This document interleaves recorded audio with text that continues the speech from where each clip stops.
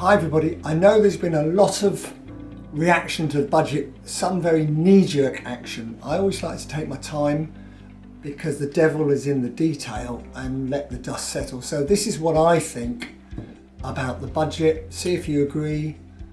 Here we go. So the outcome of the budget will be, in my view, no growth. I know they're going for growth, but I don't think they'll find growth. I think interest rates, although they've come down a little bit, will come down a bit more, but not as quickly or as far as I think they would have done. And my view is they may even go up next year, towards the back end of next year.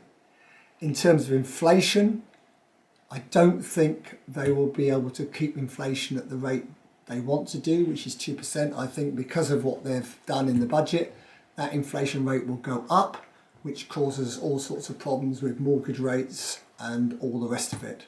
And finally, I think it means, unfortunately, that the property market will remain fairly sluggish for the next year. Now, why is that? Well, stamp duty is one reason, 3 to 5% for us investors who are looking to purchase more properties. That's a big blow. First-time buyers, that's another situation where they're reducing where the threshold starts for first-time buyers and also other people in April next year, 125,000. There's nothing up to that, up and then that to 250 for first-time buyers, and that's it.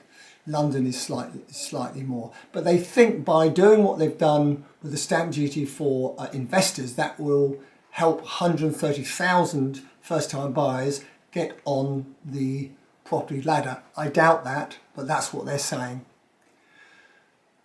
Pensions. I think this is the biggest issue of the budget in many ways, is that all private pensions are now going to be taxed for inheritance tax purposes at 40%. This is a big blow. So I can see people taking their money out of their private pensions and spending it, because for every 100,000 they spend, it's only really costing them 60,000 if they have assets of over £1 million. So that's, I think, perhaps in short term may help the economy, because I think people say, well, what's the point of passing it on? We might as well spend it because we're going to lose 40% of it anyway. So that's a big problem. The bit of good news is on the issue of £3 billion being made available to small house builders, and we would all be considered small developers. Anything under 250 units a year, you're considered a small contractor developer. Now, the trouble is, there's no detail of what this £3 billion is going to be for, but we do think potentially it's going to be to guarantee 95% mortgages for first-time buyers. Now, if they do that, and there's no at the moment proof they're going to, but that's, I think, the idea of it, then that obviously would be good news for the market and would bolster the market next year somewhat. But again, the devil, of course, is always in the detail. And finally, farmers. Now, again, there's been a lot of misunderstanding regarding this issue. So if a husband and wife own a farm, they get the allowance of a private house, which is £750,000. They then both get an allowance of 1 million on the land. So basically, as Rachel Reeves explained at the weekend, potentially there's no tax to pay on a farm up to £3 million, not 1 million, 3 million. Now, in my view, they should be paying 40% like the rest of us on over 1 million, like we all have to do.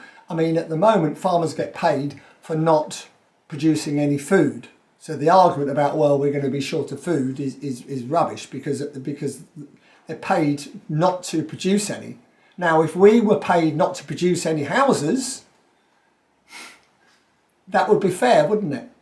And it's not. So for everybody who's got investment properties and you've got assets over £1 million, you're paying 40%.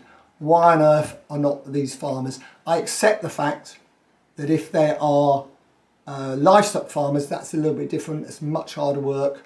But for the ones who are sitting on a nice farm worth £3-4 million, just because they're not making a lot of money out of it. That's not our problem. If they're not making any money out of it, they should diversify like some of the smart ones have.